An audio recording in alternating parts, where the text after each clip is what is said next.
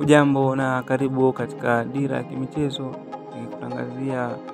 habari za kimichezo kutoka ndani ya Tanzania na nje ya Tanzania. Moja katika mambo ambayo yamekuwa kitrend na kuchukua nafasi katika mitandao ya kijamii ni masuala ya usajili, ambapo klabu nyingi zimekuwa zikifanya usajili, na usajili huo umekuwa ni mkubwa na wa hali ya juu kwa klabu hizo. Baadhi ya klabu ambazo zimefanya usajili ni kama klabu ya Simba Sports Club na klabu ya Yanga, na leo tutakwenda kuangalia zile sajili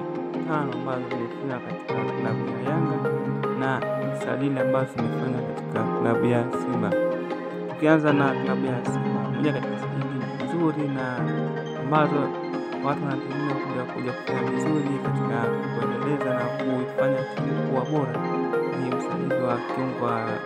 kiungo mzawa kwa pale kutoka Marashi kwa Zanzibar, Faisal Salum Toto, ambaye anatarajiwa kujiunga na Simba Msimbazi